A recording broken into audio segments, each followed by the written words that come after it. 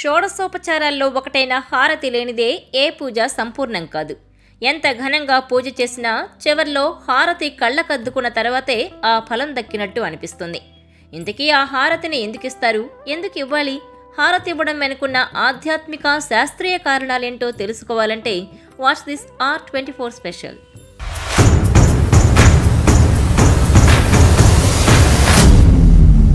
ఎప్పుడైనా హారతి ఇచ్చేటప్పుడు గమనించారా? అప్రయత్నంగా గంటను తీసి మోగిస్తారు. ఆలయాల్లో భక్తులు కూడా క్యూ లైన్లలో నిల్చొనే అందుబాటులో ఉన్న గంటను మోగిస్తారు. కొన్ని ప్రదేశాల్లో శంఖం ఊదుతారు. గంటలు, శంఖం శబ్దం వల్ల ఎలాంటి ఆలోచనలు లేకుండా పూర్తిగా భగవంతుడిపై మనసు లగ్నమవుతుంది. ఫలితంగా శరీరంలో నిద్రిస్తున్న ఆత్మ మేల్కొంటుంది. శరీరంలో నూతనోత్తేజం వస్తోంది.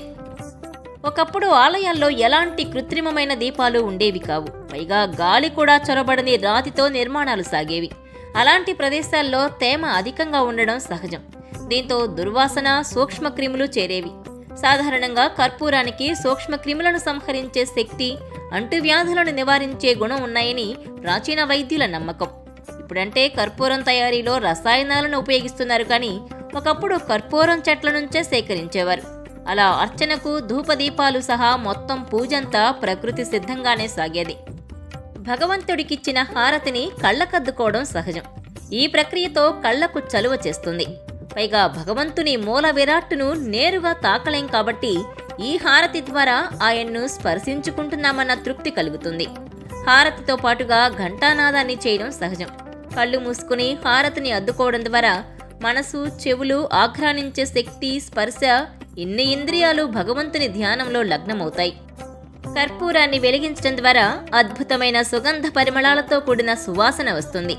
ఈ సువాసన నలుమూలలా వెదజల్లి ఆహ్లాదకరమైన వాతావరణాన్ని సృష్టిస్తుంది. ఫలితంగా ఆ ప్రదేశమంతా సానుకూల శక్తి ప్రసరిస్తుంది. అంతేకాకుండా ప్రతికూల శక్తులు దూరమై అక్కడున్న వారికి మానసిక ప్రశాంతత చేకూరుతుంది. అందుకే హారతిని ప్రశాంతతకు చిహ్నంగా పరిగణిస్తారు.